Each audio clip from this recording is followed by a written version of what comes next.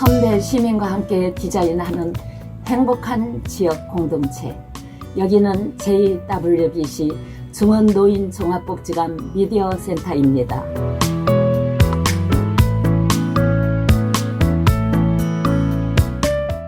안녕하셨어요?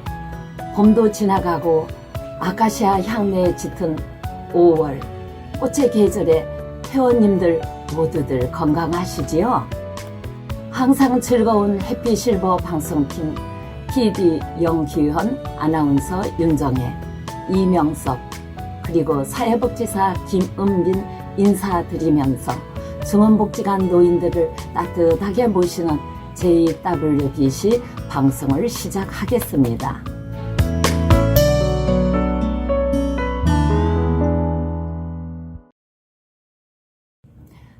안녕하세요. 항상 마음에 와닿고 옳은 말만 하는 윤정혜 인사드립니다. 보기만 해도 생기발랄한 5월의 꽃들과 함께 저의 감사한 마음을 담은 즐거운 방송으로 5월의 생기가 여러분의 활력소가 되었으면 합니다.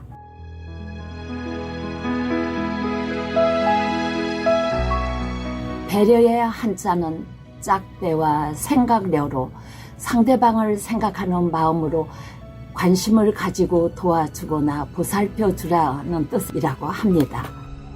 사람의 가장 아름다운 모습은 배려에서 시작된다고 하네요. 우리 회원님들도 배려심 많은 아름다운 모습이었으면 좋겠습니다.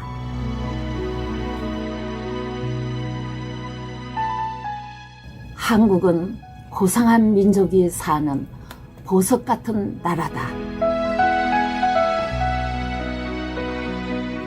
1895년 평양에서 태어난 유이라는 부친이 9살 때 미국으로 유학을 보냈다고 합니다.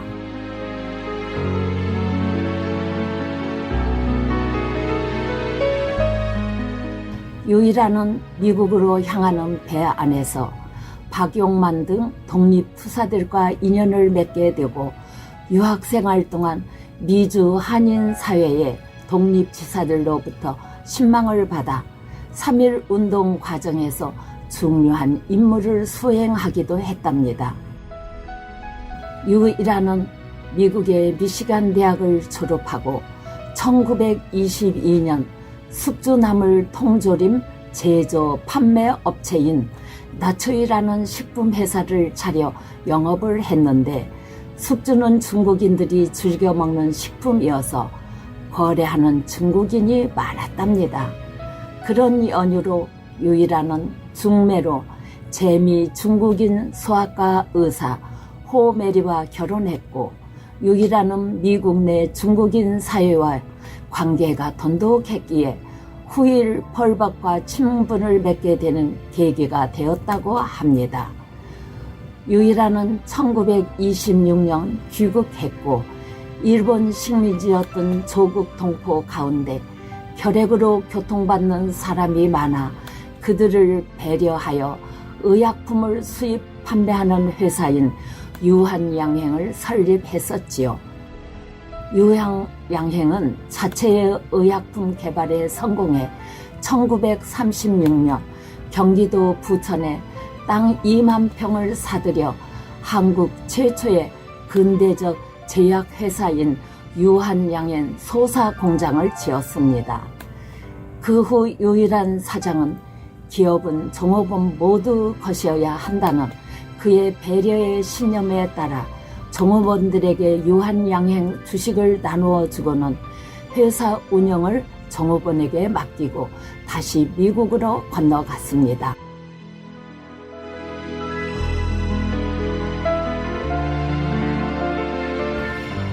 해방 후 귀국해 유한양행을 다시 맡았고 상당한 성공을 하여 1967년 공장과 본사를 서울로 옮겼으며 소사 공장은 펄벅 재단에 기증되었다고 합니다. 유이라는 1969년 은퇴를 선언하고 1971년 타계했는데 자녀의 장래 학비로 1만 달러만 남기고 모든 재산을 사회 환원의 교육 사업에 쓰라는 남을 배려하는 마음이 담긴 유언을 남겼습니다.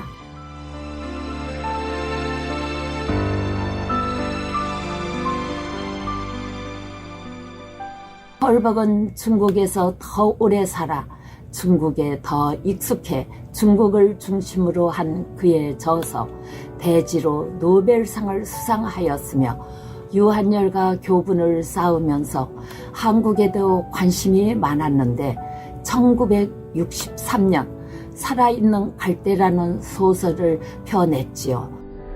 1882년 한국의 조미 수교부터 해방 직후까지 한 가문의 4대에 걸친 독립운동을 중심으로 펼친 작품이었습니다. 그 작품 중 중요 인물인 김일환의 실제 모델은 유일환이었다고 합니다. 펄벅은 1960년대 초반 한국을 여러 차례 방문해 소설의 무대와 사건들을 취재했다고 합니다. 그가 한국을 방문했을 때 하루 종일 일한 소를 배려하여 달구지의 볕단을 나누어 지고 가는 한국의 배려 깊은 농부를 보았고, 겨울에 먹잇감이 없는 불쌍한 까치를 위해 감을 따지 않고 남겨놓는 지극히 작은 생명 하나까지도 배려하는 한국인을 보고는 한국은 호상한 민족이 사는 보석 같은 나라다 라고 한국민을 지켜 세웠지요. 그래서 펄벅 여사는 한국 이름을 박진주라고 지었는데, 그 이유가 자기는 한국 사람이며 한국 사람을 만나며 보석 진주를 연상하도록 한국 사람을 배려하는 마음이 아닐까 하네요. 펄벅은 1963년 자신의 재산을 거의 털어 펄벅 재단을 설립했고, 한국의 전쟁 고아와 혼혈 아동을 돕고자 했기에 유일한이 유한양행 소사공장 자리를 펄벅 재단에 남긴 일화는 두 분의 배려하는 신념을 짐작해 하지요. 펄벅은 유한양행 소사공장 자리에 1967년 소사희망원이라는 보육원을 설립하여 초기에는 입양 사업을 주로 했으나 곧 혼혈 아동의 자립을 위한 교육에 힘썼지요.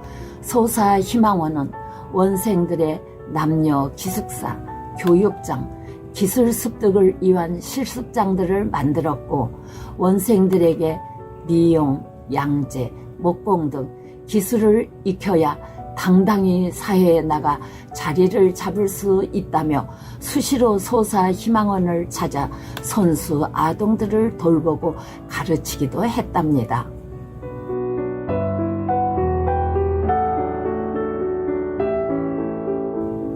마음을 자극하는 단 하나의 사랑의 명약, 그것은 진심에서 나오는 배려이다 라고 고대 그리스 작가 메난드로스가 말했지요. 즉 배려는 사랑하기 때문인 것이지요. 내가 가진 것을 다 드리고 그대 앞에 그냥 서 있어도 좋은 마음은 사랑하는 마음이랍니다.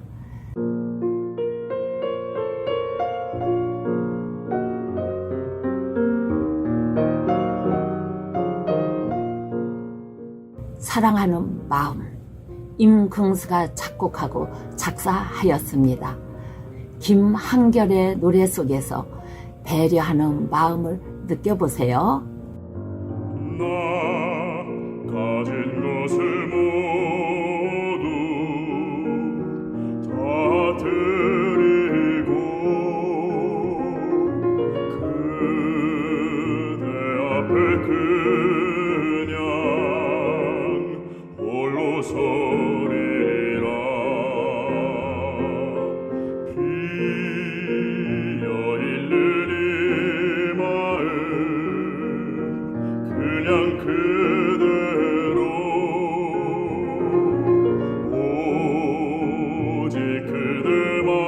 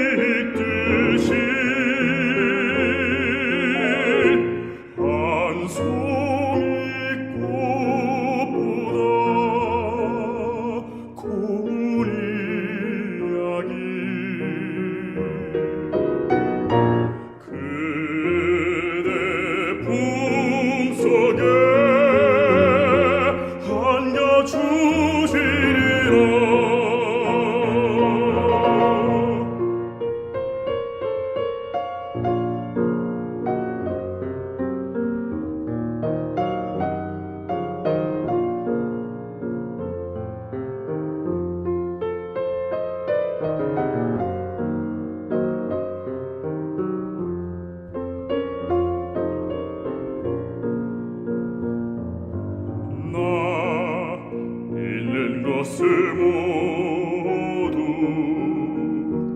다 비우고 그대 앞에 그냥 홀로 서리라.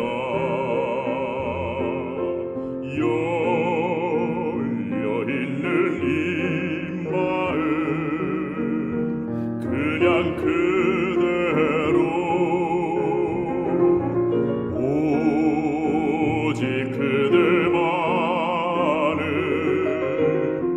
바라보리라. 햇살은 그토록 눈부시게 오고 떠가다 곧 있을 여전히 맺혀 있듯이 아름답고 눈부신 사랑 이야기. 나를 위해 남겨두리라.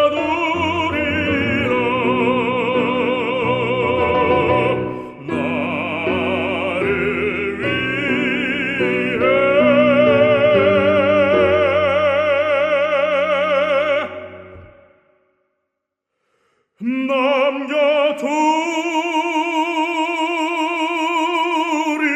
위해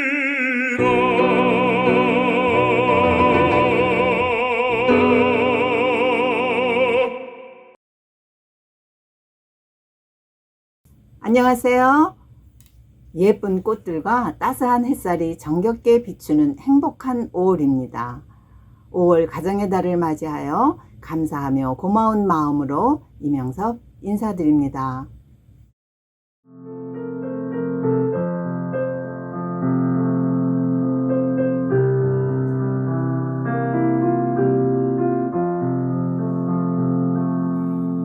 루소와 밀레의 우정.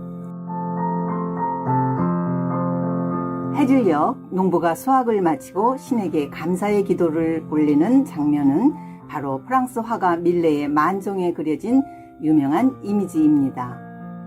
밀레는 지금은 세계적으로 알려진 화가지만 처음부터 그의 그림이 인정받은 것은 아니랍니다. 그의 그림을 눈여겨봐왔던 것은 평론가들이 아니라 자연으로 돌아가라를 외친 사상가 루소였지요. 그림 작품이 팔리지 않아 가난에 허덕이던 밀레에게 어느 날 루소가 찾아와서 여보게, 드디어 자네의 그림을 사려는 사람이 나타났네 하며 큰 소리를 쳤고, 밀레는 친구 루소의 말에 기뻐하면서도 한편으로는 의아했던 것은 그때까지 밀레는 작품을 팔아본 적이 별로 없는 무명 화가였기 때문이었습니다. 여보게, 좋은 소식이 있네. 내가 화랑에 자네의 그림을 소개했더니 적극적으로 구입 의사를 밝히더군. 이것 봐, 나더러 그림을 골라달라고 성금을 맡기더라니까. 루소는 이렇게 말하며 밀레에게 300프랑을 건네주었습니다. 입에 풀칠할 길이 없어 막막하던 밀레에게 그 돈은 생명줄이었고 또 자신의 그림이 인정받고 있다는 희망을 안겨주기에 충분하였지요. 그리하여 밀레는 생활의 안정을 찾게 되었고 그림에 보다 더 몰두할 수 있게 한 계기가 되었답니다. 안정된 생활에서 그림을 그린 덕분으로 몇 년 후 밀레의 작품은 진짜로 화단의 호평을 받아 비싼 값에 팔리기 시작하였습니다. 경제적 여유를 찾게 된 밀레는 친구 루소를 찾아갔습니다. 그런데 몇 년 전에 루소가 남의 부탁이라면서 구입해간 그 그림이 루소의 거실벽에 걸려있는 것이 아닌가요? 밀레는 그제야 친구 루소의 깊은 배려의 마음을 알고 그 고마움에 눈물을 글썽였습니다. 가난에 찌들려 있던 친구의 자존심을 지켜주기 위해 사려 깊은 루소는 남의 이름을 빌려 자신의 그림을 사주었던 것이었습니다. 인간관계를 열어주는 젊은 날의 이런 소중한 우정은 인생을 아름답게 사는 밑거름이 되게 하여 준 것이지요. 이 루소의 인품과 마음이 진짜 생산적인 공감과 배려의 씨앗인 것입니다. 그 씨앗이 자라 꽃을 피우고 열매를 거두며 그리고 다시 따뜻한 봄이 오게 됩니다. 밀레와 루소는 피부지 같은 친구였나 봅니다. 비바람이 불어도 늘 곁에 있어준 사람이었다고. 그 진정한 친구 사이의 우정을 노래로 알려주고 있네요.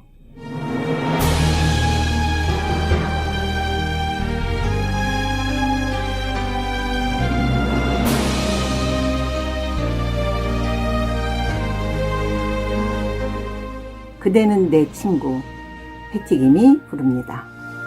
어둠 속에서 혼자 울고 있을 때 나의 손을 꼭 잡아준 사람, 비바람 불어도 늘 곁에 있어준 사람, 그건 바로 당신이었소.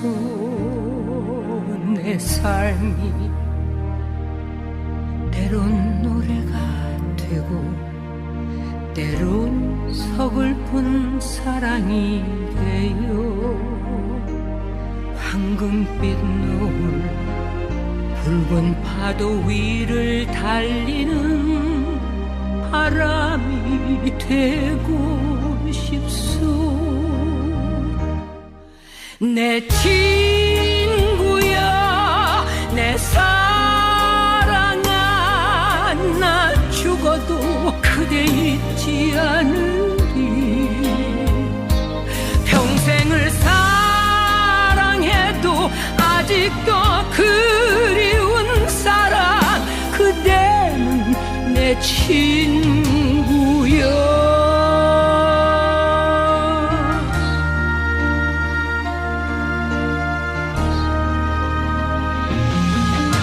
내 삶이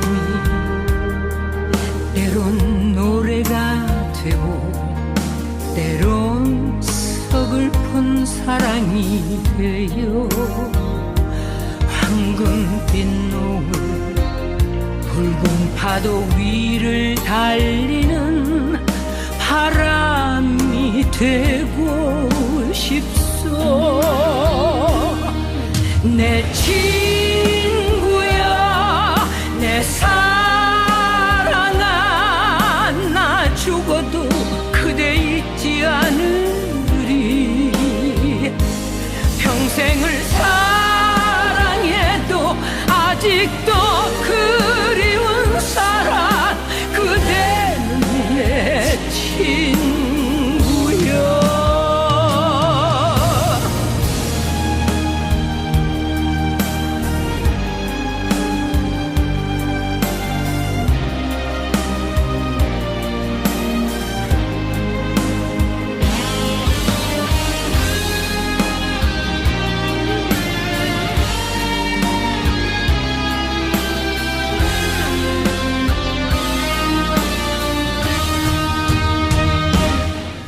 내 친구야, 내 사랑아, 나 죽어도 그대 잊지 않으리. 평생을 사랑해도 아직도 그리운 사랑, 그대 내 친구야.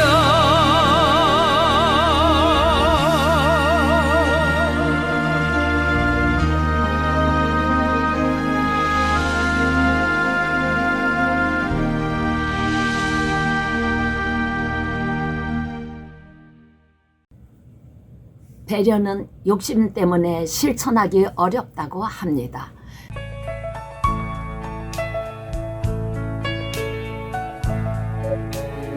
그만큼 배려하는 마음을 갖는 것은 어려운 일이지요. 마더 데레사 효과라고 들어보셨나요?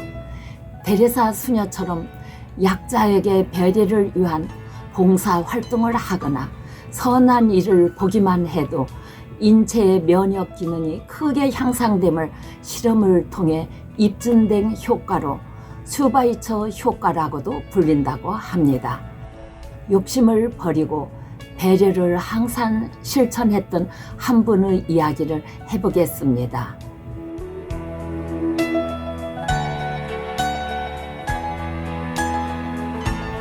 의사의 길.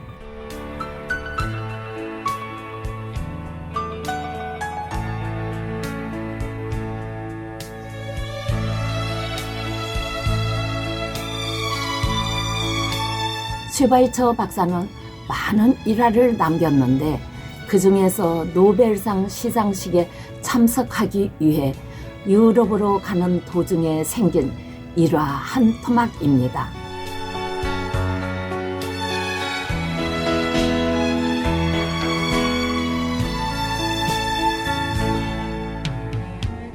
슈바이처 박사는 아프리카를 떠나 파리까지 가서 거기서 다시 기차를 타고 덴마크로 가는 도중 그가 파리에 도착했다는 소식을 전해 들은 신문 기자들이 취재를 하려고 그가 탄 기차로 몰려들었답니다. 슈바이처는 영국 황실로부터 백작 칭호를 받은 귀족이기 때문에 귀족이 타는 특등실로 취재 경쟁에 열중한 기자들이 한꺼번에 우르르 몰려들어가 슈바이처 박사를 찾아보았답니다. 그런데 특등칸에서 찾을 수가 없었습니다. 그러자 기자들은 다시 1등칸으로 몰려가서 찾아보았으나 거기에도 슈바이처 박사는 보이지 않았답니다. 기자들은 또다시 2등칸으로 가봤으나 역시 거기서도 슈바이처 박사를 찾지 못했고요. 그래서 기자들은 모두 허탈한 나머지 그대로 돌아가 버렸는데 유독 영국 기자 한 사람만이 혹시나 하고 3등칸을 기웃거리다가 뜻밖의 거기서 슈바이처 박사를 찾아나게 되었답니다. 아니, 가난해지던 사람들이 딱딱한 나무 의자에 꽉 끼어 앉아 있는 희귀한 악취로 가득한 3등칸 한 구석에 쭈그리고 앉아서 슈바이처 박사는 그들을 진찰하고 있었습니다. 놀란 기자가 그에게 선생님, 어떻게 3등칸에 타셨습니까? 하고 특등실로 자리를 옮기기를 권했으나 슈바이처 박사는 들은 척도 하지 않고 예, 이 기차는 4등칸이 없어서요. 아니 그게 아니고 선생님께서 어쩌자고 불편한 곳에서 고생하며 가십니까? 슈바이처 박사는 잠시 후 이마에 땀을 닦으며 대답했습니다. 저는 편안한 곳을 찾아다니는 게 아니라 저의 도움이 필요한 곳을 찾아다닙니다. 특등실의 사람들은 저를 필요로 하지 않습니다.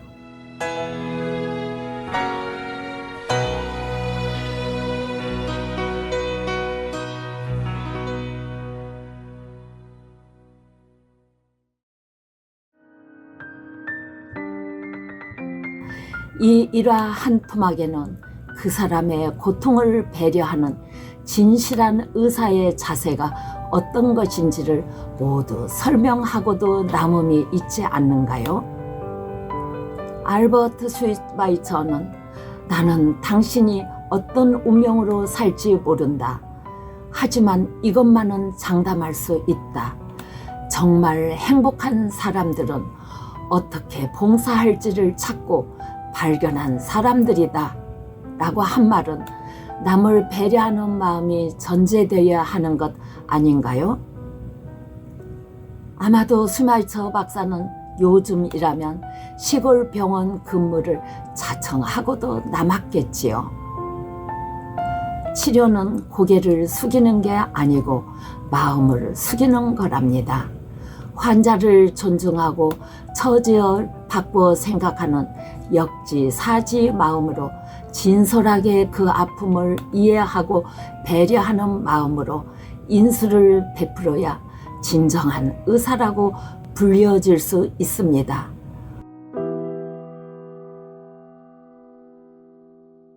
슈바이처 박사의 감동적인 이야기를 들으면 희망적이고 긍정적인 영감을 주는 노래입니다. What a wonderful world. 정말 멋진 세상이군요. 루이 암스트롱의 노래입니다. I see trees of green, red roses too. I see them bloom for me and you. And I think to myself,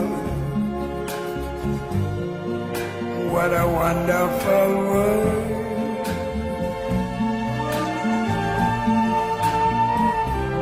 I see skies of blue and clouds of white, the bright blessed day, the dark sacred night.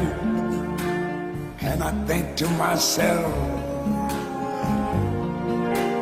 what a wonderful world.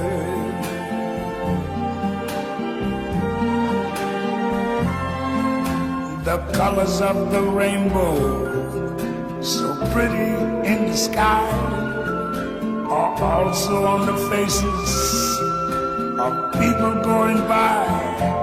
I see friends shaking hands, saying, how do you do?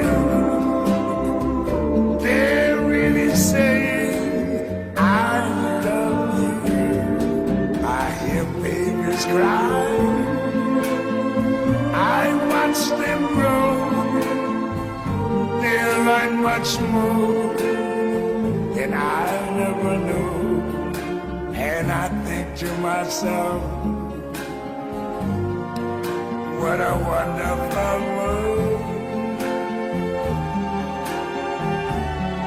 Yes, I think to myself,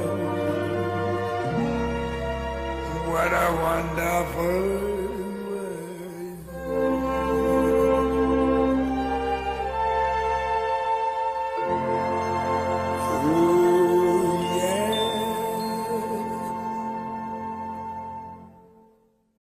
지난 가을에 찾아왔던 기러기들은 겨울을 한반도에서 자란 새끼들을 데리고 이제 모두 북쪽으로 날아가겠죠.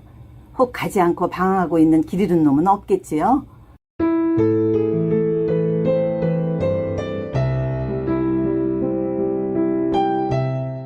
보시는 그림은 노안도라는 조선시대 화가 안중식님의 작품입니다. 노안도는 갈대 노와 기러기 안을 일컫는 것으로 말 그대로 갈대와 기러기가 등장하는 그림입니다만, 노안도의 노안을 노안과 발음이 같아 노의 안락함을 기원하는 그림으로 해석해도 무방하답니다. 그림 속의 화제는 바람에 흔들리는 갈대는 푸른 잎 늘어지고 높고 낮은 구름이 저녁 노래 물드네. 달빛 가장 밝으니 가을밤 길기만 한데 기러기 울음소리가 강남에 먼저 이르네.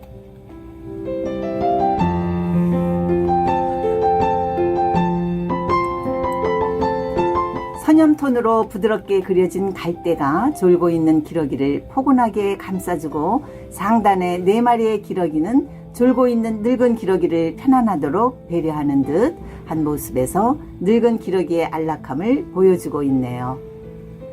서로 배려하고 위로해주는 기러기 가족의 모습이 평연해 보이지 않습니까?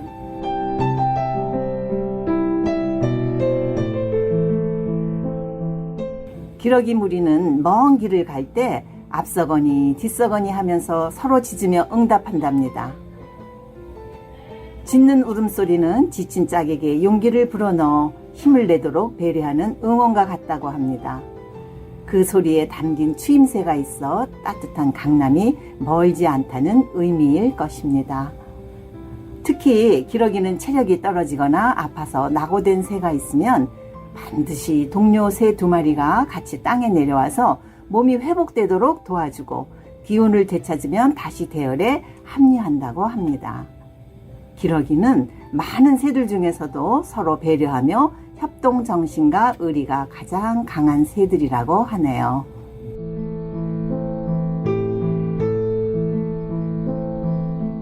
작자 미상의 이 그림의 갈대를 울고 있는 기러기를 보면 무엇인가 조심을 하는 기러기 같지 않나요?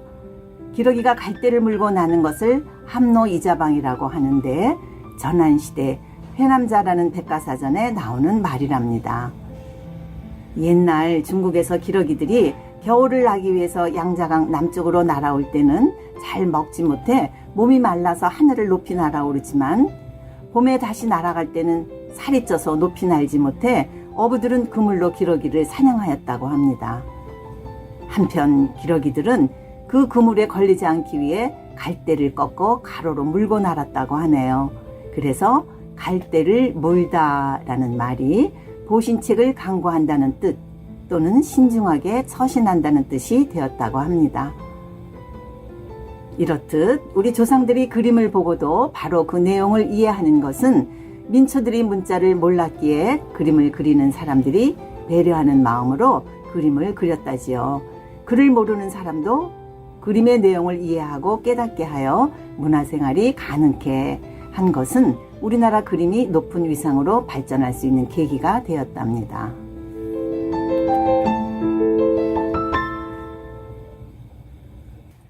벌써 시간이 다 되어 아쉽습니다.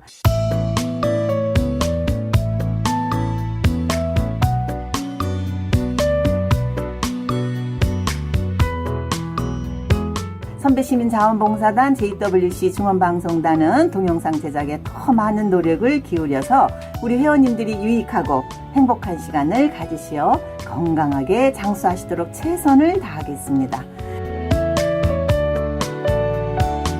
지금까지 PD 연기연, 아나운서 윤정혜, 이명섭, 담당복지사 김은빈이었습니다. 이제 여름의 문턱에선 계절에 우리 노인들이 왕성하게 활동하여 노익장이 넘쳐나는 멋진 노인들이 되시기를 바라면서 방송을 마치겠습니다. 안녕히 계십시오.